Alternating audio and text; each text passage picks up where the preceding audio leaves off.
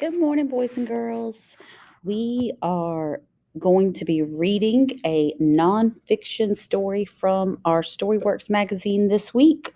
And it is called Can a Robot Be a Friend? So, this is another story about robots, but this one is nonfiction, so it is a real story, unlike our story, A Clean Start, that we read last week that was fiction.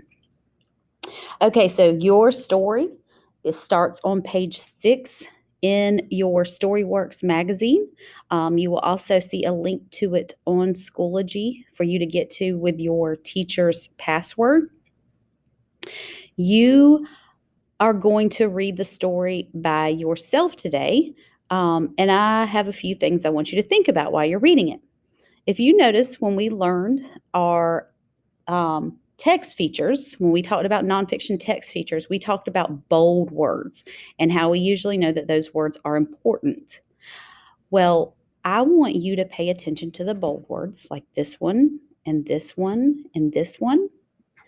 And I want you to see if you can figure out what those words are. Well, we're going to do something else too this week. We're going to spend time using context clues to figure out what the different words mean. So we have several words in here that are newer words, a little bit harder words that you need to use the words and sentences around them to figure out what they mean. So today we're going to spend just a few minutes talking about context clues, and you're going to have a little activity you're going to do where you use context clues. Okay.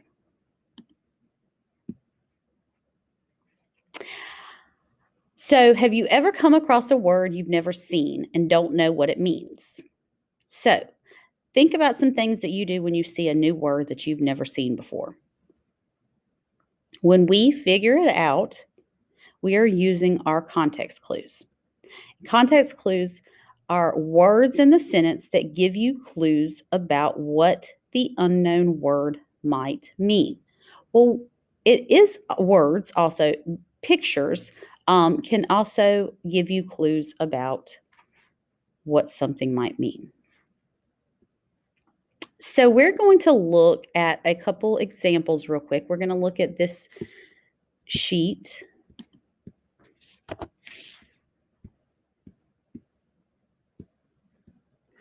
And this one says, we're going to look at these different examples and we're going to look at these words and see, using the multiple choice, see if we can figure out what the word means.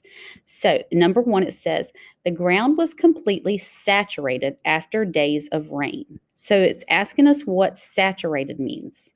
So, we can look at our different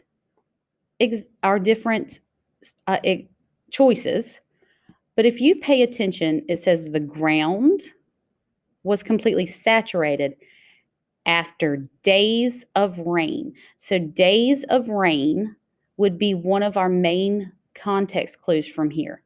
So let's look at our different choices. We have grass, we have wet, and we have dry. All right. So let's try each of these in here. So grass. The ground was completely grass after days of rain. That one doesn't make much sense. The ground was completely wet after days of rain. Well, we know it's definitely not dry. The ground is not going to be completely dry after days of rain. And that makes sense. After days of rain, the ground is going to be wet. So saturated means wet. Tim was sullen when he lost the game. So, what does the word sullen mean? Okay, so let's look at our context clues. After you lose a game, think about how you feel if you lost a game. Would you be sad? Would you be 16? Or would you be smart? If you lost a game, you would probably be sad. So, sullen means sad. I watched the eagle soar through the air. What does the word soar mean? All right, so think about an eagle. Use your context clues for eagle. What does an eagle do in the air? Does he sit in the air? Does he swim in the air? Or does he fly in the air? Well, an eagle is going to fly in the air. So soar would mean fly. And our last one we're going to look at, my hands were so frigid when we build the snowman. My hands were so frigid when we built the snowman because I forgot my gloves. All right, so think about the word frigid. Using your context clues, your words around it.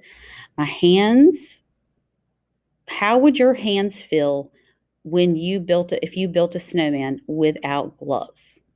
Would your hands feel tired, cold, or strong?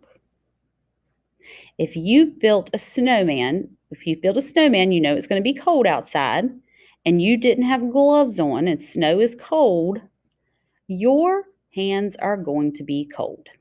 So, today you guys are going to answer a few of these yourself for your assignment, and you are going to read your story from Storyworks and think about these words. You don't have to do anything with them today, but I want you to think about them and try to use some context clues to figure out what they may mean. And we are going to do some more of that throughout the week. And so read your story after you finish watching your video, read your story, and then answer your context clues question in your assignment.